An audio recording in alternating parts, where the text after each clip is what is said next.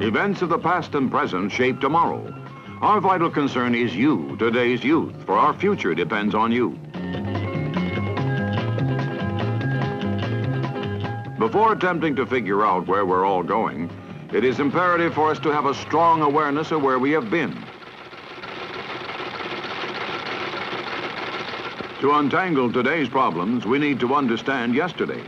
This film series hopefully will in part make you aware of people, places, and events which have helped shape our nation and our world. Manufacturers Hanover is pleased to sponsor this education. Manufacturers Hanover, it's banking the way you want it to be. (1958), a year that saw momentous changes. New leaders emerged to change the course of history.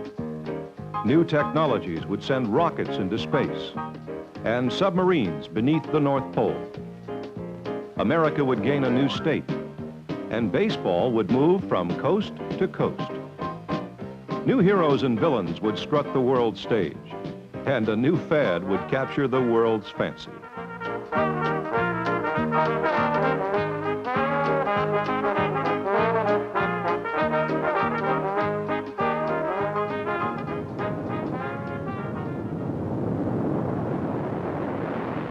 (1958) began with a bang. America was chasing the Soviet Union into the space age. The Russians had launched the world's first artificial satellite, the Sputnik, while we couldn't seem to get anything off the ground.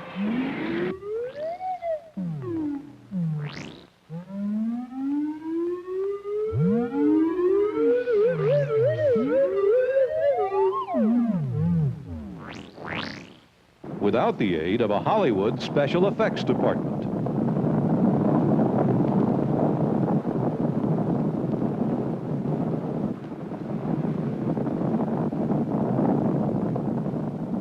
But at last the Army succeeded in lofting a grapefruit-sized satellite into orbit. And 1958 became the year America entered the space age.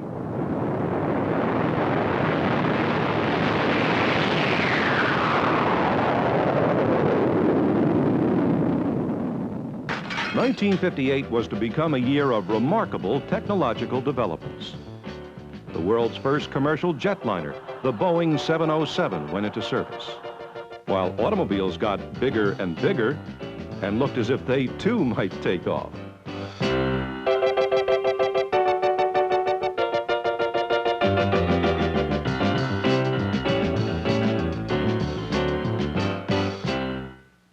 Gasoline was not needed to propel America's first nuclear submarine, the USS Nautilus, beneath the frigid waters off the coast of Alaska.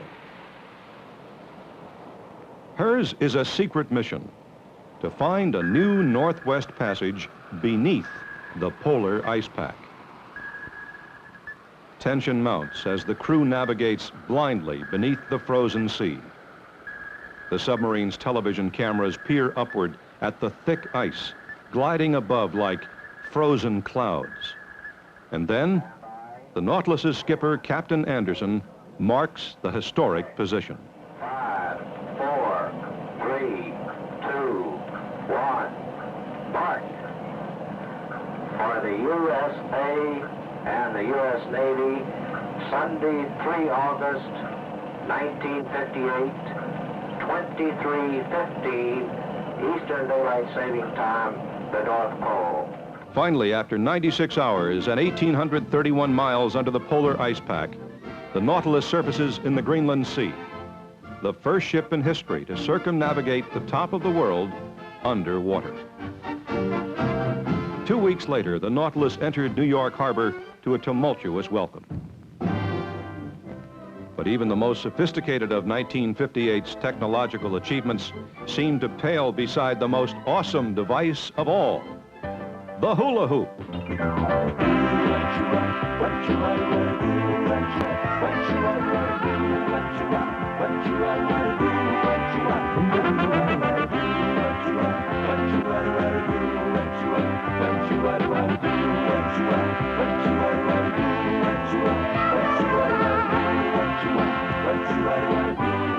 Many people also left their marks on the year.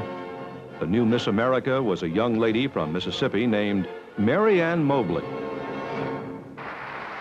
From Texas, a young American named Van Cliburn went to Moscow to compete with 50 other young pianists from 19 countries.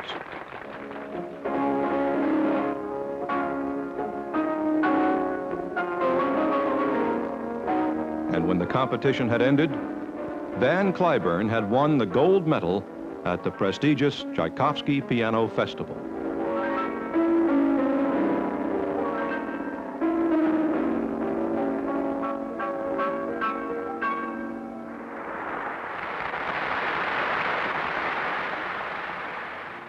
A host of new leaders came to power in 1958.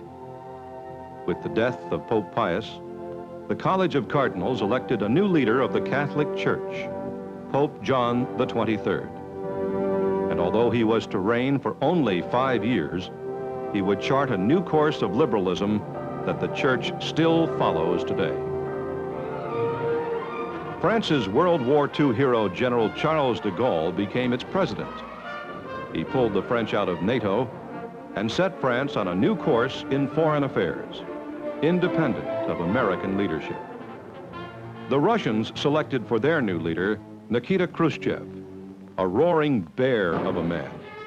Spouting peasant aphorisms and flashing meaty smiles, the new Soviet boss continued the Cold War as he traveled behind the iron and bamboo curtains.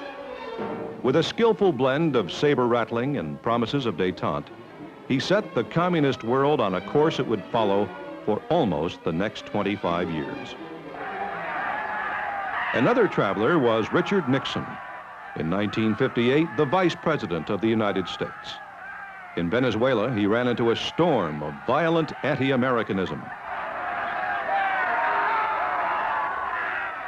Nixon emerged unhurt, and his courage during the riots greatly enhanced his political future. While there were incidents in which a very small, violent, vocal minority were able to enlist the support of some innocent people who were misled as to what U.S. motives really were. Unrest was a problem for other countries. In 1958, Americans lived the good life. But in the Middle East, the fragile coalition that was Lebanon was about to be sundered. In desperation, the government called on the United States for help. President Eisenhower answered the call by ordering the Marines into Lebanon. Striving for an ideal which is close to the heart of every American and for which in the past many Americans have laid down their lives. To serve these ideals is to serve the cause of peace, security, and well-being.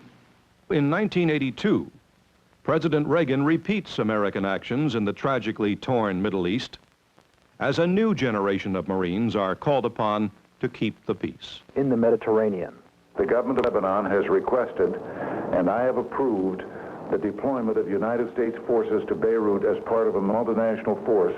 But now, the stakes seem even higher, the risk to world peace even greater. As the Marines take up their positions in Lebanon once again, the words of philosopher George Santayana have never seemed so true. Those who will not learn from the past are doomed to repeat it.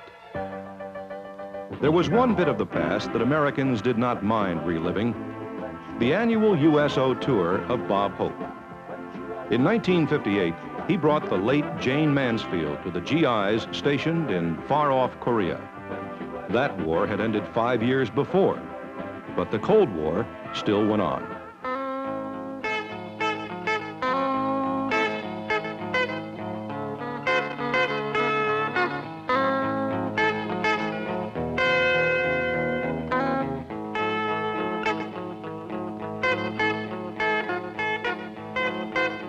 And so in 1958, America sent its most famous son into the fray as a Cold War warrior. Elvis Presley was drafted.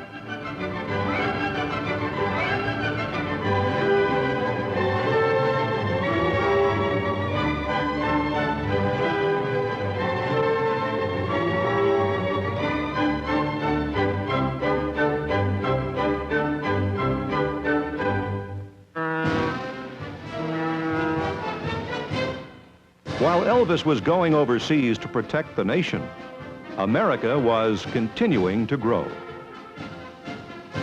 In 1958, Congress voted statehood for Alaska. The frozen Northland, originally purchased from the Russians in 1867 for $7 million, became the 49th star in the American flag.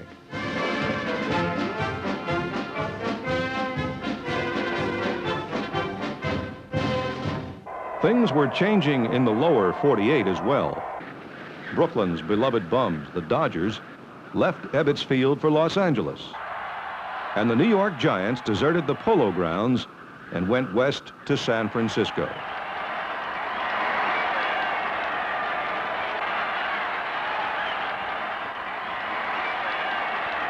But some baseball traditions were maintained. In one of the most thrilling World Series in history, the New York Yankees lost the first 2 games to the then Milwaukee Braves and came back to win it all.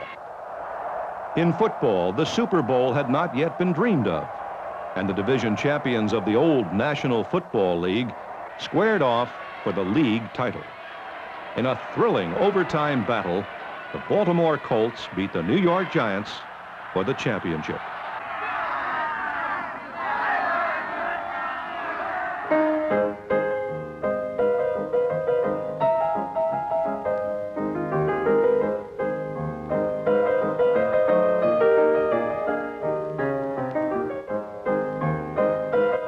Then, as now, Americans flocked to the movies. In 1958, the big box office smashes were Gigi, Marjorie Morningstar, and Houseboat, starring Cary Grant. For her performance in 3 Faces of Eve, John Wayne declared the best actress to be Joanne Woodward.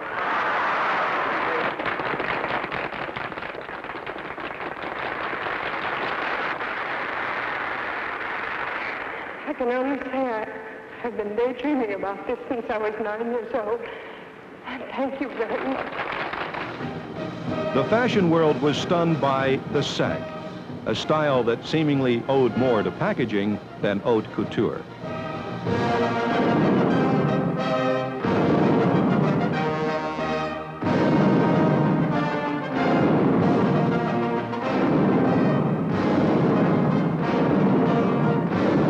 And as the year 1958 closed upon a world that had seemingly given itself over to bomb shelters and hula hoops, technology was joined to tradition.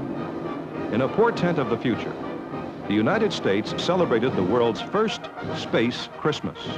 In what was dubbed the Mistletoe Missile, an Atlas rocket carried the voice of the American President Dwight Eisenhower into space. He beamed to the entire world.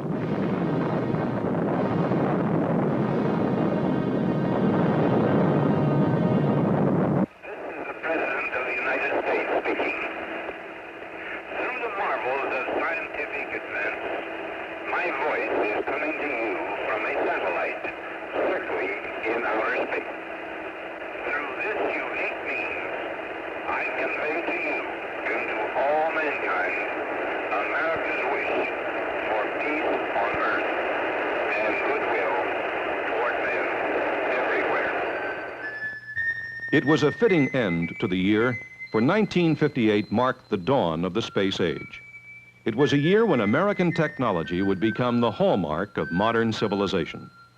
A year when American institutions, such as the national pastime, would become truly national, and a new state would join the Union. 1958 marked the moment in history when a new generation of leaders would chart a course for the world it would follow for the next quarter century. 1958 was indeed a year of change, a year to be remembered.